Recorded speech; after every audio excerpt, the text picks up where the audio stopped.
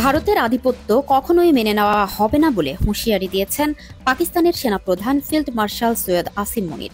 তিনি বলেন, কাশ্মীর পাকিস্তানের অবিচ্ছেদ্য অংশ, এই ইস্যুতে কোনো ছাড় দেওয়া হবে না। বৃহস্পতিবার এক অনুষ্ঠানে তিনি এসব কথা বলেন। আসিম মনির বলেন, কাশ্মীর ইস্যুতে কোনো আপোষ নয়।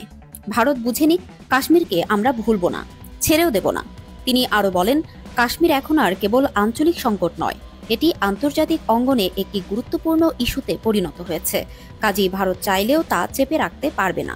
পার্শ্ব প্রতিক্রিয়াহীন, গাঢ় আর দীর্ঘস্থায়ী রঙের জন্য বেছে নিন বাজারের সেরা রঙিলা কালার মেহেদি।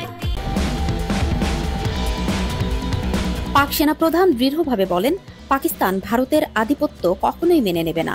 পানি ইস্যুকে রেড লাইন উল্লেখ করে তিনি বলেন, ২৪ কোটির অধিক পাকিস্তানি মানুষের পানির অধিকার নিয়ে কোনো আপোষ হতে পারে না। ভারতের সন্ত্রাসবাদের অভিযোগ প্রত্যাখ্যান করে ফিল্ড মার্শাল মনির বলেন, ভারতের ভেতরকার মুসলিম ও সংখ্যালঘু নিপীড়নই তাদের আসল সংকট, কাশ্মীর নয়, বরং ভারতের ভেতরের বৈষম্যই সন্ত্রাসবাদ উস্কে দিচ্ছে। তিনি দাবি করেন, বেলুচিস্তানের বিচ্ছিন্নতাবাদীদের ভারত সমর্থন করছে, কিন্তু তাদের প্রকৃত বেলুচ জনগণের সঙ্গে কোনো সম্পর্ক নেই।